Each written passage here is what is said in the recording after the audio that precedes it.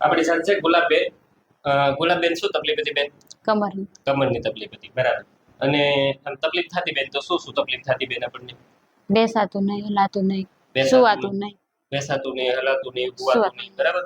અને આ તકલીફ કેટલા ટાઈમથી થતી બેન? 2-3 મહિના. 2-3 મહિના, બરાબર. પછી મને બતાવ્યો પેલા કોઈ ડોક્ટર બતાવેલું બેન? હા, તમને બતાવ્યા પેલા સાસપરા સાહેબને બતાવેલું. બરાબર. પછી અહીંયા દવા લેતા તો ત્યાંથી નતું ફેર જ નથી. પછી તમે મારી પાસે આવ્યા, બરાબર? તમારી પાસે આવ્યા, મહિના દીધા દવા લઈ રેડી ફેર છે. ના બરાબર. હવે આપણે એમઆરઆઈ કરાવ્યું. એમઆરઆઈ ની અંદર આપણે શું તકલીફ હતી? L3 L4 હું તમને બતાવું. હા, એક આ L3 L4 અને L4 L5 આ બે ગાદી ખસી ગઈ. આ ગાદી ખસીને હિસાબે ટૂંકમાં નસ દબાણતી હતી. આ નસ દબાણતી હતી એટલે આપણે દુખાવો થતો. આ બે ગાદી ખસી ગઈ, બરાબર? એમઆરઆઈ ની અંદર મેં તમને દેખાડી, બરાબર?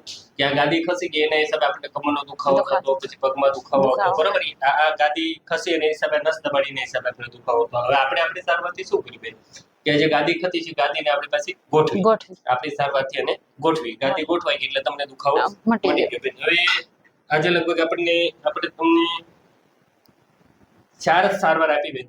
ચોથું સેટિંગ આપ્યું ને આજે? પાંચમું સેટિંગ આપ્યું. હવે કેવું છે બેન? હવે સારું છે, સારું. હવે કઈ તકલીફ આવે છે? નહીં, હવે નથી આવતી. બરાબર. હવે હાવ રેડી થઈ ગયું. હાવ રેડી. અને ગુલાબબેન કેવી લાગી તમને અમારી સારવાર?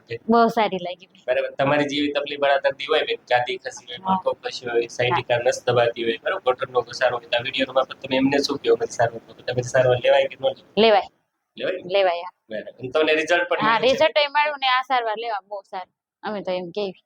બરાબર. તમને સારું થઈ? મને સારું થઈ ગયું એટલે બધાને સારું થઈ જ જાય. અને ગુલાબબેન આ વિડીયો હું YouTube ઉપર મૂકું બેન?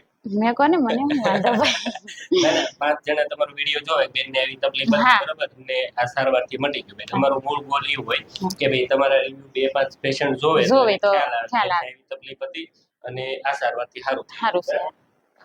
કઈ વાંધો નહીં. 100 તમે